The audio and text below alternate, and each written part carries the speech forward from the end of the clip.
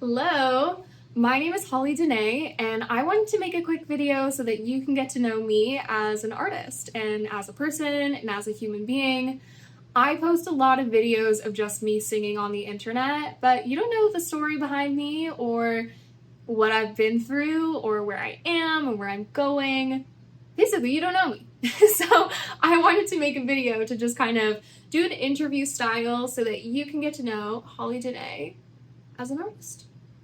So this is going to be very informal. We're just going to do a Q&A style, something easy. So the very first question that we are going to tackle is, where did you grow up and what kind of kid were you?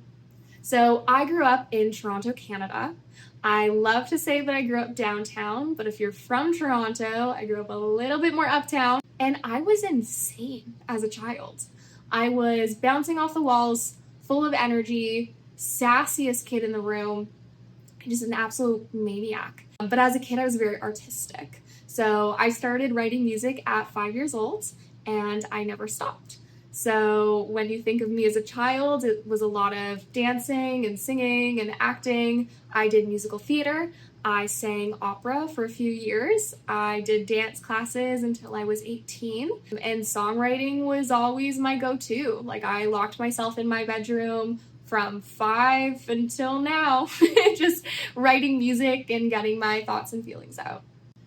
When did songwriting first become more than just a hobby?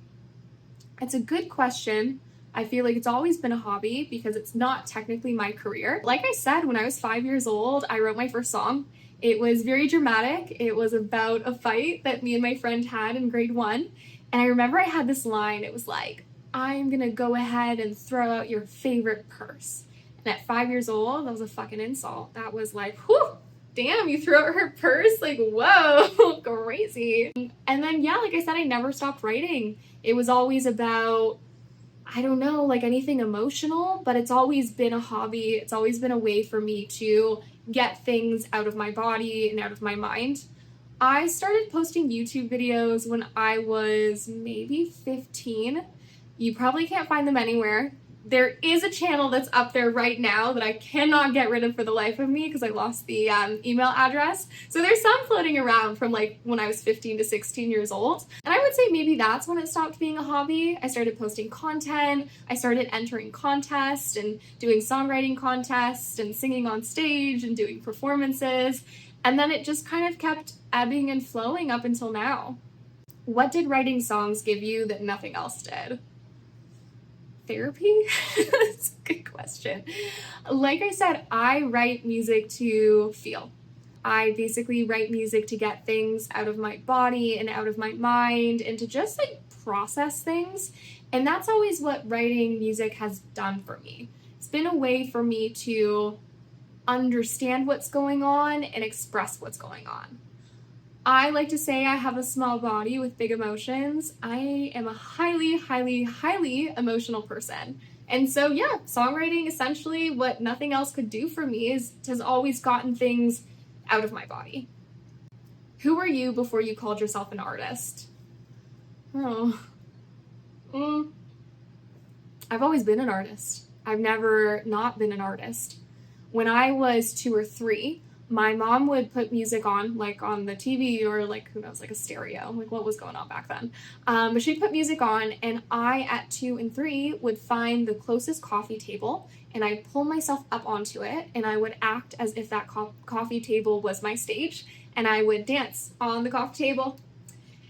And that is the life of Danae. I have always been an artist. I have made my family sit through many dance performances, even in the living room and in the kitchen. I've been nothing but an artist my entire life, so I don't really know who I ever was before that. It's just so entwined with my soul and just who I am as a person. How did moving from Toronto to Costa Rica change you as a person? It fully changed me, but in probably the most amazing ways. When I was living in Toronto, and I can do a whole video about this, I was unhappy, but happy. I had a good group of friends, but I tend to friend hop quite a bit. But the culture of the city never quite fit with the lifestyle that I envisioned for myself. I always found myself in groups of friends that went to the bar and drank a lot and did other things, other substances, partied, and it was this culture of consumerism, buying a lot of things, drinking the nights away, and that was kind of it. And I never found my crowd. And the last group of friends I had before I moved to Costa Rica, I really felt that those people were my family. But when I moved to Costa Rica, I realized, and I think they also realized, that that wasn't the fit. When I moved to Costa Rica, I found my confidence. I got a lot more confidence with my performing, so I perform a lot around town, and that really kind of brought my confidence level up. I learned a lot about boundaries. I learned a lot about choosing myself and putting myself first and what works for me when it comes to healing and processing. And I've always known that I do best in nature, but once I was at the beach and in the rainforest and on my own, it just became this world of understanding and confidence. I look back on my time in Toronto and it sometimes makes me sad because I can see the mistakes that I made, but I can also understand I was a very lost person and I really found myself when I came to Costa Rica. Did my sound or writing evolve after I moved? I would say yes, and it changed in a different way than I was expecting. I moved to Costa Rica and somehow became a country artist. I don't know what happened because I was listening to country music before I moved to Costa Rica, but I went on a huge songwriting binge when I moved here. And there was a lot to process. I was saying goodbye to friends. Friends were saying goodbye to me. I was meeting new people. I was having new relationships. I'm on my own. I'm finding myself. What is more perfect for songwriting than all of those things? But for some reason, everything came out really country. So for about a year and a half, I would say my songwriting evolved in that way, just in terms of sound. But I also started playing around more with like minor keys, and I kind of pushed myself in different directions. It's because I was writing so frequently. I could not stop writing, and therefore, sometimes if you keep writing with a G and a C, and you keep moving the capo, your songs can kind of sound the same. So I started pushing myself in different directions, like maybe we're gonna use an E minor, you know? But it made a big difference, and I feel like there's more diversity in my music now. What did you have to let go of in order to grow? People. I had to let go of people. And that's still hard. I still have had to, even today, let go of people. And it's sad, but the way that I view it is I think certain people can really hold you back in life. And I don't think it's their fault. It's a difference in values. It's a difference in lifestyle. Even in relationships, maybe you want something that someone else doesn't want, or they want something that you don't want. And it can really consume you. And I learned that I'm easily consumed by other people. I'm one of those people where I can easily fall into someone else's life path and be super excited to be on that path, even though it's not necessarily mine. So in order to grow, there was a lot of relationships that had to be severed. And I didn't sever all of them. A lot of them, or not a lot of them, but a good majority of them, other people saw me change and they made the decision to cut me off as a friend. And that was really hard for me to understand at the time. But now that I look back on it, I'm so happy all of that happened because I grew so much as a person, and I would not be where I am today if it wasn't for, losing a lot of what I thought I wanted and needed. But it was never mine, and I never needed any of that. What emotions do you find yourself writing over and over again? Love. I love a love song. I love heartbreak. Not to feel it, but I love writing about it. Love has been like the center of my life and of my music for so long. I would say that's kind of my main theme. If I would have to pick a different theme, I would say like a lot of finding yourself. Like, I don't know where I'm going and I don't know where my home is and I'm gonna make it on my own kind of stuff. But I would say it's mostly love. I just find love so intoxicating, but like the good and the bad of love, like the super high highs and the low lows, like it just makes for some great music. What's one lyric that you've written that still gives you chills? I wrote this one song, it's called Hiiiii, and it used to be up on Spotify, but all of my music is gone from Spotify now. It's a long story, but I didn't pay my subscription fee. So yeah, none of my music is there anymore. But the song Heal, I would say, was a big one. I wrote this line where it said, maybe I'm not supposed to fall in love, maybe I'm just supposed to heal. And at the time, it was a big thing for me because I was realizing that I was putting so much energy on other relationships and being with someone that I was not healing from my own past traumas and issues, or just healing in general. I was so wrapped up in love that I just put myself on the back burner. So that was probably that's like one of my favorite lyrics. Maybe I'm not supposed to fall in love. Maybe I'm just supposed to heal. Made my mom cry. Do you write from pain, feeling, fantasy, or all of it? I would say all of it. It's not common for me to write through fantasy. If I haven't lived it, it's definitely lower on my list of music that I tend to write. Not to say that I don't. Sometimes I will write more fictional stories, but I would say 10% of my music is based off of fantasy. The rest is all fact.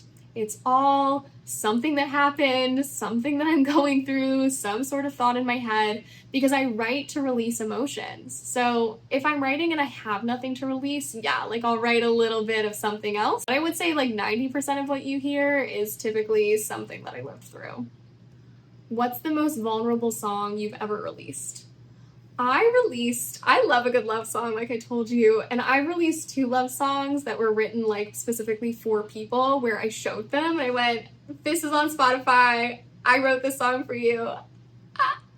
And I would say one of them was a lot more vulnerable than the other. It's when I was moving to Costa Rica. I wrote this song for this guy that I quite liked. And I think I left the house and in the most dramatic way sent him the link being I wrote this for you, as I fucking drove off into the sunset for Costa Rica.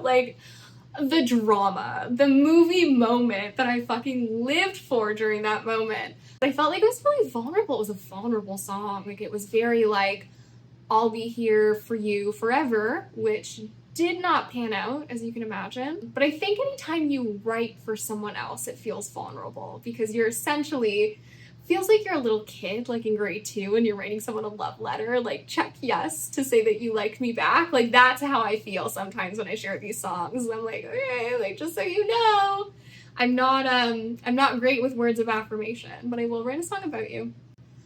Have you almost ever quit? So many times. I actually did quit last year. I took a look at how everything was making me feel in music, and I said, not for me today. I was going through a weird period of perfectionism, which has been my greatest hurdle. I post a video, I take it down. I post a video, I take it down. And I've been doing this since I was 14, 15. There's a YouTube channel of me that I can't get rid of, up from when I was 14, 15. And I got to the point where everything was getting to my head too much. I hated everything I recorded. I didn't have any fun recording it. And I was like, why am I doing this? No one's listening. No one's watching. I hate this video. I hate the way I sound. I hate the way I look. I can't even stomach to watch this. Again, the insane perfectionism. And I just went, I don't want to do this anymore. But the problem is, every single time I step away from music, I step right back into it. I last about 3 to 4 months. And then after that, I go, oh my God, why would I ever stop? Music is my entire life. It's my soul. It's who I am. I can't walk away from this, and I'll never walk away from it. So it tends to be cycles with me, but I am in a new era of not deleting music. And I have years of videos saved on my phone of everything I've deleted, so I'm just kind of putting them back up there. It feels very liberating. It feels like, you know what, that version of me deserves to be seen and heard, and I'm going to put her up there, and she's going to be seen and heard. So I've almost quit a lot of times, but I always come back. What's the hardest part about being an independent artist right now? It's the social media.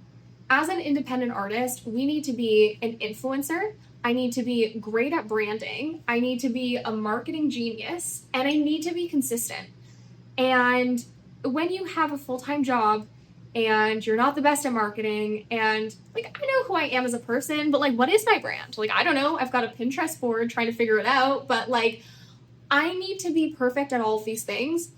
I also need to have money. Like, it costs money to record, and it costs money to advertise. And if you spend all the money recording, well, you might as well advertise it. And it's just this vicious cycle that feels daunting and overwhelming. And I have spoke up about it a couple times because as artists these days, independent artists, we need to be social media influencers. And I have so much respect for the artists that are able to do it. I watch their videos where their content is like a funny skit. Like, who's that guy? Cameron something. He kind of does like folky country. He's a great example of how to be amazing at social media and an artist. I don't feel that I have that skill set all the time. And sometimes I feel like I just don't want to do that. I don't want to post my song 100 times until it gets picked up. I'm the type of person that records it once and goes, love it, and then I post it. It doesn't go anywhere. So I would say probably those are the biggest hurdles as an independent artist right now, is all of that.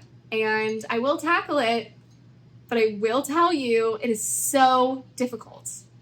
What do people misunderstand about you? I feel like in my personal life, I feel like people look at me and they definitely have certain views of who I am based off of the way I look and maybe the way I dress. I think I look pretty innocent right now, but I know the tattoos and like, I don't know, I just feel like sometimes people think I'm a little bit more, I want to say dangerous than I actually am. And then the minute I start talking, it's like an autistic teddy bear is in front of you. I'm high energy and I'm social, but I also would consider myself a bit of a loner. So I think that can be confusing for people, is if you catch me one day, I might be super excited to chat, and you catch me the next, and I'm quiet in the corner by myself. I'm constantly changing, I'm constantly evolving. No day is the same as the next. And I think that can be confusing and easy for people to misunderstand just me in general. I have a really big heart, but I think people can see me as maybe someone, I don't want to call myself cruel, but like someone who, I don't know, can easily walk away. And that is kind of me, but yeah, I maybe don't even understand myself. Don't even know. Music-wise, I would say what people misunderstand the most is who the music is written about. I have had so many times where people have gone, oh, that song's about me or so-and-so, and it isn't. It's not. You think you know the story, maybe you don't, maybe you do, I don't know. But sometimes they get it right, but I would say sometimes they get it wrong. What fear do you carry when you release a new song? I don't really carry any fear, to be honest with you. I'm a perfectionist when it comes to way things sound. So I'm always afraid that people are going to think it sounds bad. Not lyrically or like the melody, but like the notes. Like, did I hit that note perfectly? Did I say that word weird? Can other people tell that like I hit that note weird? Like I can record something 100,000 times and get it perfect, and I still won't think it's perfect. So I think sometimes I fear that people hear what I'm hearing, which isn't always the best. But I've started to force myself to just post and put things out there, even if I'm hearing certain things, because if I don't, I will never have anything out there ever. It will just live in my head forever. What kind of artist do I want to become? I want to become your therapist. I write music to feel, and when I listen to music, it's to feel. I want to feel emotions, I want to process emotions, and I want people to listen to my music and feel the same. I want someone to go, oh my god, I am so in love, I want to listen to Hiiiii Danae. Or, oh my god, I'm going through the worst heartbreak in my life, where is that Hiiiii Danae song that's going to get me through it? And like, that's what I want to become as an artist. I want to be that person that can kind of hold your hand through those really good times and the really heavy times and the growth, and kind of be that anchor song, because I have so many anchor songs that have just meant so much to me at certain points in my life, and I want to be that. What do you want people to feel when they listen to your music? I want you to feel what you need to feel. I want to unlock that part of you that you've pushed so far down that you are avoiding, and you listen to my music and you feel it come up, and maybe you start to cry, or maybe you are like releasing what you need to release. Like, I want you to feel what you need to feel. I also want you to listen to my songs with your eyes closed, lying on the floor with your headphones full blast. Like, that is the way that my music was intended to be listened to. Whenever I record a song and I send it to a friend, I'm like, okay, this is a new one, but close your eyes and put your headphones on and lie on the floor and listen to it that way. Because I just, like, that's how it was intended. I just need you to feel it. I just need you to feel. If someone found you today, why should they stay?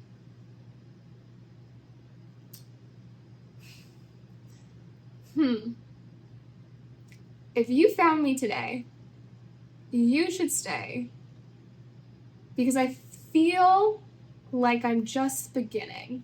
And even though I'm at a point in my music career where I feel like I've been beginning for the past 15 years, this is it. You are in for a ride, and I am committed to doing what I'm supposed to do now. I think it's easy to avoid the path that you're supposed to be on because it's hard work and there's other things going on in your life, and that's kind of how life works. But when we're given a purpose and when we're given a path, a very clear path, it can sometimes be daunting to take the clear path. And sometimes we go on the hard path because we don't know what's there, but this one's very clear, but let's go here. I'm on the clear path right now. And I kind of know I sound like a maniac, but like I've never felt so much drive and purpose in my life. So if you're here, you should stay because come join me on the journey and let me join you on yours. Let's like co-journey this together. Well, it looks like those are all of the questions. So I'm going to wrap up this video. If you made it this far, thank you so much for listening. Like, thank you for sitting down and listening to my thoughts and my feelings and my answers to these questions. Like I said, like I just thought this would be a good way for people to get to know me as a person and as an artist and as like a random face on YouTube. But I'll be making more videos, so I will see you in the next one. Bye!